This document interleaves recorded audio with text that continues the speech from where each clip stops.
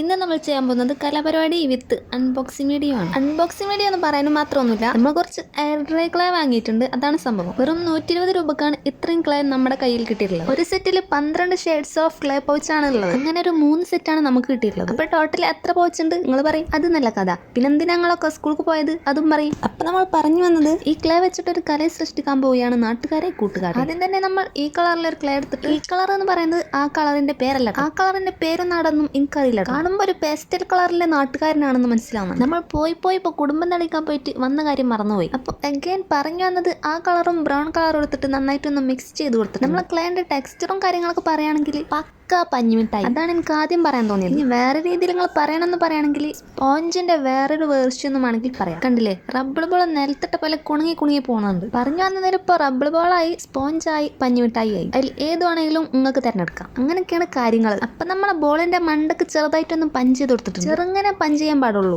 ആരിലോടുള്ള punch ചെയ്യണ സമയത്ത് അയിമ കാട്ടരുത്. അങ്ങനെ പഞ്ച് ചെയ്താൽ നമ്മൾ കരുതിയ സാധനം ആവില്ല കേട്ടോ. പിന്നെ ഒരു ഗ്രീൻ ബോൾ ഉണ്ടാക്കിയിട്ടുണ്ട്. പിന്നെ ഈ വെട്ടുകത്തി പോലുള്ള സാധനം എടുത്തിട്ട് ഇതുപോലെ ഒന്ന് ഷേപ്പ് മാറ്റി കൊടുക്കണം. ഈ ക്ലേ കൊണ്ട് പണിയെടുക്കുമ്പോൾ വല്ലാത്തൊരു മനസ്സുഖം കിട്ടാണ്ട് കേട്ടോ. നല്ല സോഫ്റ്റ് ആണ്, അതുപോലെ തന്നെ തീരെ വെയിറ്റും ഇല്ല. ഇത് ഡ്രൈ ആയി കഴിഞ്ഞാലോ ശരിക്കും സ്പോഞ്ചാന്നേ തോന്നുള്ളൂ. ഇപ്പൊ നമ്മൾ ഉണ്ടാക്കിയതും ആദ്യം ഉണ്ടാക്കിയതും തമ്മിലൊന്ന് അറ്റാച്ച് ചെയ്ത് കൊടുത്തിട്ടുണ്ട്. അതിനുശേഷം ഒട്ടിപ്പിടിക്കാനൊന്ന് ചെറുതായിട്ടൊന്ന് പഞ്ച് ചെയ്ത് കൊടുത്തിട്ടുണ്ട്. അറ്റാച്ച് ചെയ്തതിന് ശേഷമുള്ള ലുക്കാണ് ഇത്. അതിനുശേഷം നമ്മൾ ഗ്രീൻ ക്ലേ കൊണ്ട് ഉണ്ടാക്കിയതിന്റെ ഒരു മിനി വേർഷൻ ഉണ്ടാക്കിയിട്ടുണ്ട്. മിനി വേർഷൻ എടുത്തിട്ട് വലിയ വെർഷന്റെ മണ്ടൊക്കെ വെച്ചൊന്ന് ഒട്ടിച്ചെടുത്തിട്ടുണ്ട്. ഒട്ടിക്കാന്ന് പറഞ്ഞാൽ കുറെ ഗ്ലൂ ഒക്കെ എടുത്തിട്ട് വാരിപ്പൊത്തിയിട്ട് ഒട്ടിക്കേണ്ട ആവശ്യമൊന്നുമില്ല. നമ്മൾ ഉണ്ടാക്കിയ ക്ലേ ഡ്രൈ ആവണതിന് മുമ്പ് ഒന്ന് അറ്റാച്ച് ചെയ്ത് കൊടുത്താൽ തന്നെ അവിടെ ഒട്ടിപ്പിടിച്ചോ. ഇനി നമ്മൾ അടുത്ത സ്റ്റെപ്പാണ് ഫ്ലവർ ഉണ്ടാക്കല്. ഒരു കുഞ്ഞാപ്പിയെ പൂവിന്റെ ആവശ്യമുള്ള നമുക്കുള്ളത്. നമ്മൾ കുറെ മുട്ടിട്ട് ഒരു പൂ ഉണ്ടാക്കാൻ നോക്കിയിട്ട് ഒരു പുഷ്പം പോലും ആയില്ല. അവസാനം നമ്മൾ അത് നേടിയെടുത്തിട്ടുണ്ട് ഗൈസ്.